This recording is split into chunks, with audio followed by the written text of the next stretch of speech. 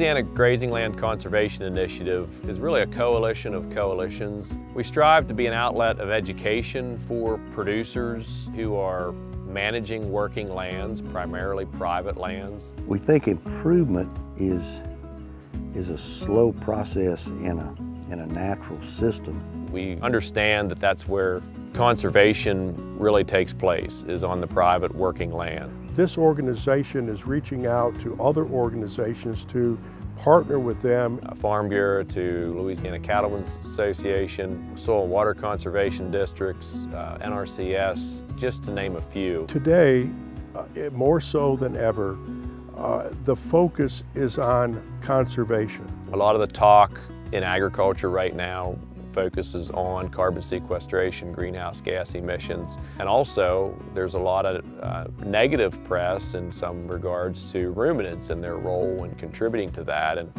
the beautiful thing about managed grazing is we see, and we have data to back this up, that the opposite is occurring on these lands. Where we're managing grazing lands effectively, we see carbon levels in the soil increasing, and that carbon came from carbon dioxide sequestered through the utilization of plants and the transfer of that carbon then to soil organic matter. Grazing lands is probably the most uninvasive form of food production if it's done properly. It's utilizing almost free inputs to deliver, most valuable output. Conservation specifically on grazing lands, and these would be lands that cattle as well as small ruminants are grazing on, and that's a large percentage of the ag land in Louisiana. Any impacts we make there are big because it affects a lot of acres.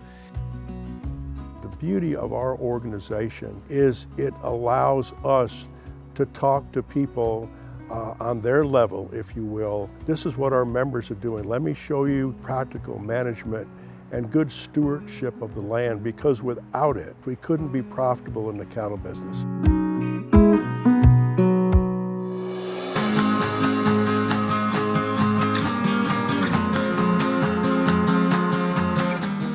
One of my favorite things about Louisiana Grazing Lands is the networking aspect. That occurs through just the relationship building that occurs as we get together in that group and be able to see firsthand in a real world setting what's going on these farms in regards to these practices that we talk about and we know are beneficial, but we can see the benefits of them firsthand and hear from folks. To be able to see it being done versus reading about it in an email is a completely different way to learn.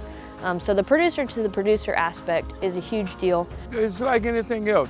You learn a little bit here, you learn a little bit there, and you put it together what works for you. But I've seen anywhere from, first generation farmers and ranchers to people that have been doing this for their entire lives. They're multi-generation farms that come out to these events and learn new practices, start to plant different grasses that they've learned about. So we want to put tools in front of those producers on their lands that they own and manage to be able to not only get conservation benefits on that land, but also be able to manage livestock there in a way that allows them to be more profitable. And that's the beautiful thing about the relationship between ecological sustainability and economic sustainability. When you're talking about ruminant agriculture, there's a benefit there from the two working together. This is what we call joint grass. Rotational grazing is the main thing. Chickens, one of their main purposes is just their manure is so much more potent. So it's like a great fertilizer. We want the cattle spread out as much as they possibly can be when they're eating hay.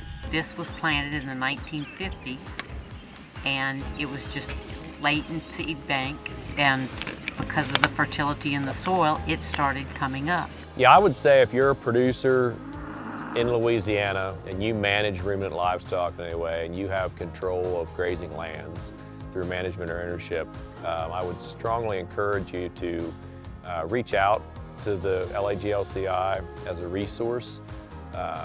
You'll find them to be a tremendous resource of knowledge and assistance in helping you do that job better.